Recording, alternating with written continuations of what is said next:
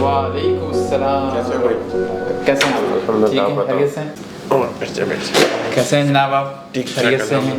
सब तबीयत ठीक है, सब खैरियत है, फैमिली ठीक है आपकी? ठीक ठाक। जी तहसीन भाई, कैसे रहे आपके ट्रिप्स माशाल्लाह? अल्हम्दुलिल्लाह ज़बरदस्त। ओके, अभी कहाँ जो आप ट्रिप अभी कंप्लीट करके आए हैं? कंप्लीट करके आए हैं, चाइना हो गया, जापान, मलेशिया, थाईलैंड, सिंगापुर भी हो गया। सिंगापुर का कंप्लीट हो गया अभी। सिंगापुर का आपका बिजनेस इनविटेशन बेस वीज़ा था क्योंकि Yes. पाकिस्तानी पासपोर्ट के ऊपर इट्स इम्पॉसिबल। इनविटेशन, हाँ मतलब नॉर्मल प्रोसेस में नहीं इट है। Is normally actually it's impossible to get visa, but from your side okay, I get the visa and I went there.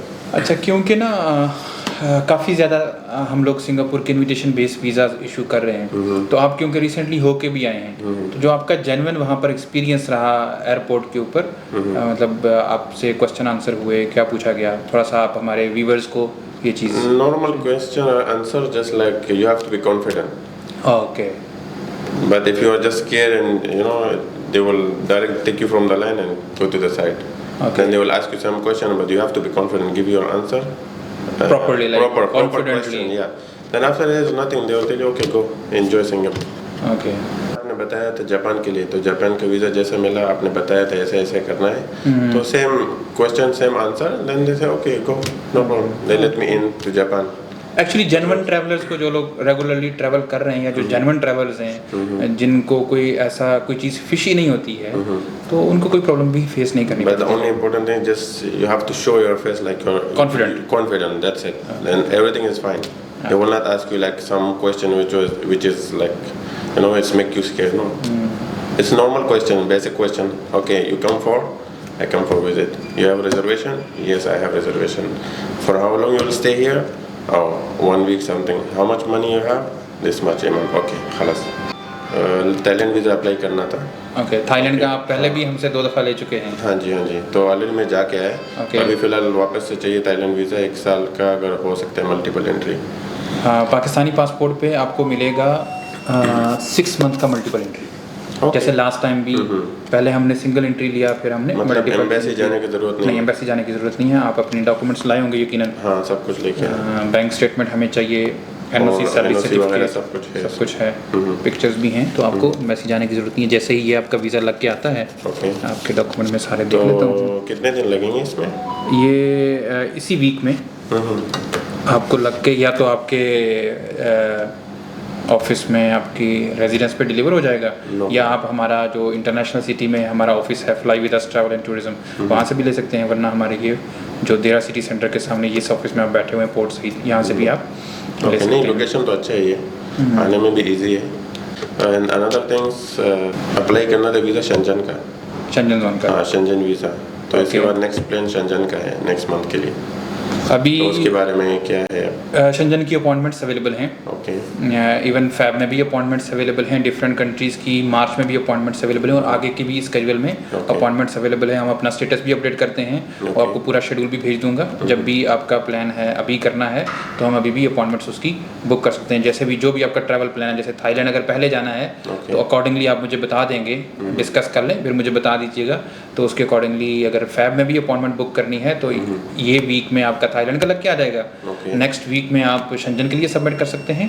या अगर आपको थाईलैंड ट्रैवल करना है डेफिनेटली, तो ओरिजिनल पासपोर्ट शेंजन होल्ड करेगा ऑलमोस्ट 3 वीक्स के लिए, जिस भी कंट्री की हम अपॉइंटमेंट बुक करेंगे। अभी चेक रिपब्लिक की अपॉइंटमेंट अवेलेबल हैं, जर्मनी की अवेलेबल हैं, क्रोएशिया की, नॉर्वे की, डेनमार्क की, इसी तरह से ग्रीस की अपॉइंटमेंट्स अवेलेबल हैं, अच्छी रेशो है, तो वो हम कर सकते हैं। वगैरह क्या रिक्वायरमेंट? सिंपल से डॉक्यूमेंट्स हैं आपकी तरफ से। हमें किसी कंट्री के लिए 3 मंथ और किसी कंट्री के लिए 6 मंथ की बैंक स्टेटमेंट चाहिए। एनओसी, सैलरी सर्टिफिकेट हम आपको बना के देंगे, वो लेटर हेड पे प्रिंट कर देंगे।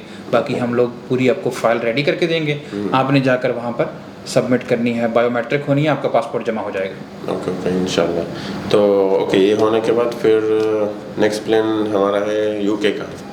तो यूके के बारे में आप कुछ बताएंगे? मैंने आपकी स्टेटमेंट 3-4 दफ़ा पहले भी डिफरेंट वीज़ाज़ में, क्योंकि आप रेगुलरली हमारे पास आते हैं, तो मैंने आपकी स्टेटमेंट स्टडी भी की है, देखी भी है। यूके का जो वीज़ा है वो प्योरली स्टेटमेंट बेस्ड वीज़ा है, करेक्ट होनी चाहिए, मतलब आपकी सैलरी अकाउंट के अंदर आती है, उसके बाद उसी में से आपके एक्सपेंसेस हों और उसी में से कुछ सेविंग हो। ओके, तो 3 मंथ की क्योंकि बैंक स्टेटमेंट चाहिए होती है, तो प्रॉपर स्टेटमेंट हो, ऐसा नहीं हो कि आपने सैलरी डाली और सारी की सारी यूज़ कर ली, फिर सैलरी डाली, यूज़ कर ली, या अगर आपने लास्ट सैलरी डाली और उसी को सेविंग के तौर पर शो कर दिया।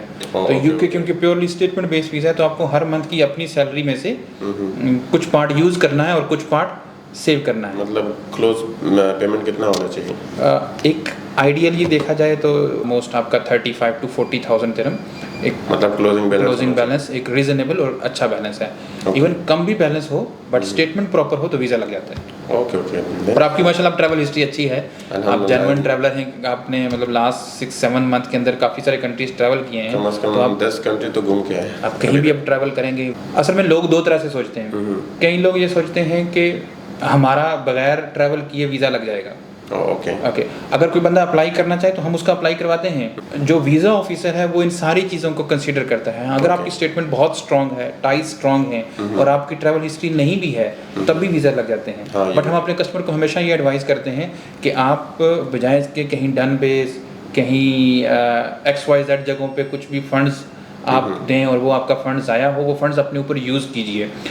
एवरी मंथ ऑलमोस्ट 30 के करीब हमारे पैकेजेस होते हैं, जिसके अंदर फ़्लाइट टिकट शामिल है, होटल है, ट्रांसफ़र शामिल है, विद ब्रेकफास्ट और ट्रिप्स जा रहे होते हैं। उन ट्रिप्स को ज्वाइन करें तो आप 3 से 4 महीने में 3-4 कंट्रीज़ घूम के आप किसी भी कंट्री का वीज़ा अप्लाई कर सकते हैं। और जब आप 3-4 कंट्रीज़ की इमिग्रेशन क्रॉस करते हैं, आप आते जाते हैं, अपनी जॉब पे वापस आ जाते हैं, तो ज़्यादा आप कॉन्फिडेंटली कहीं भी दुनिया भर में आप ट्रैवल कर सकते हैं। तो ओके, तो इंशाल्लाह फिर ये मैं आपका प्रोसेस करता हूँ थाईलैंड का, और इसके बाद जैसे ही बाकी शंजन का आप मुझे प्लान बताएंगे, उसके अकॉर्डिंगली मैं आपको अपॉइंटमेंट बुक करके भेज दूंगा।